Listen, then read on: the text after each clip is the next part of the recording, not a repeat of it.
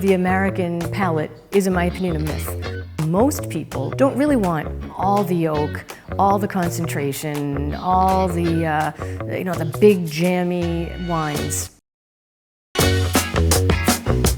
My very first wine that I drank was actually backstage at a concert in England, where I was studying at University of Norwich, the University of East Anglia in Norwich, and it was with Robert Plant, who opened up a claret, and I liked it, but I wasn't crazy about it. But that was my first approach to wine, and out of everything that night, that was probably the least interesting. I discovered wine thanks to my husband, who was always very passionate about wine. Before we were married, Paolo and I traveled all over Italy. I'd come over for the summers, and he always knew just which wine to order, which wine to try, and it was always very interesting for me. And there was one moment where we were in Valtellina, and he ordered Inferno, and that was it. I was hooked. I was just hooked. So when I moved over after we got married, Paolo said, you really have to improve your Italian if you want to live here. So since you don't really like the typical language course, why don't you take the sommelier course that's starting up in Varese? So I did. At the time, I thought the coverage of Italian wine was so one-sided. There was no coverage in the late 90s and early 2000s on the traditionalists. Traditional was almost a bad word in Italian wine at the time. But I loved, the wines by Bartolo Mascarello and Biondi Santi and so many others.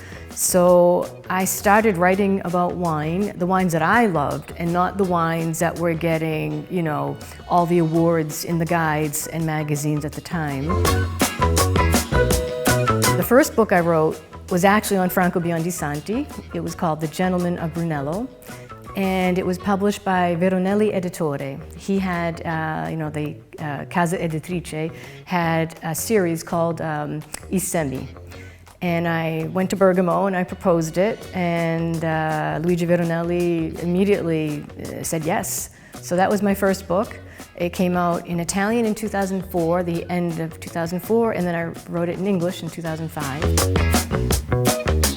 It's much easier for me, I think, to communicate wine than it is for someone who's been making wine their whole life, and they're more used to spending time in the vineyard, they're more used to spending time in the cellar, and especially when we talk about a small winery, a family-run winery, very often they don't have someone who's promoting the wines. So a lot of times some of the greatest stories in the wine world we don't know because no one at the winery thinks it's really important enough to tell us about it, or they don't have the personnel to dedicate themselves to that aspect of the wine world. But it's a very important aspect of the wine world. So I love going around to the wineries, and when I really am excited about a winery, I think it shows, and I just love to tell the world about these wineries and these wines.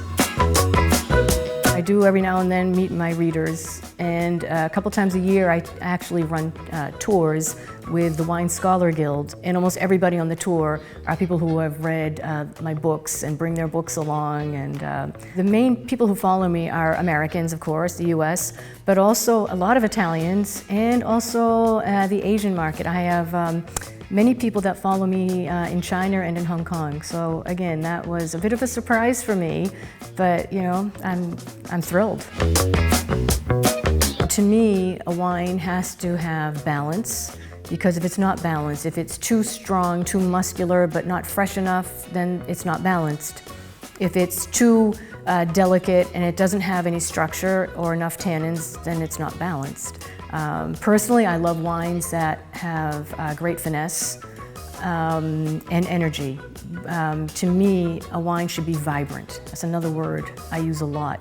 I don't want to, as a wine drinker, I don't want to try something that's very flat and that I won't be able to drink. I need that energy, I need that freshness. know, we often say that inside every glass of wine you can have the character of the producer, and for the most part that's true. I do know, however, some wonderful, vibrant wines, elegant wines, where the producer is the opposite, but he's still able, he must have a side of him that he hasn't shown me, but I can get some wonderful, elegant wines from people that don't often show that side. But for the most part, yes, I do think that the style of wine very often reflects the character and the personality of the winemaker.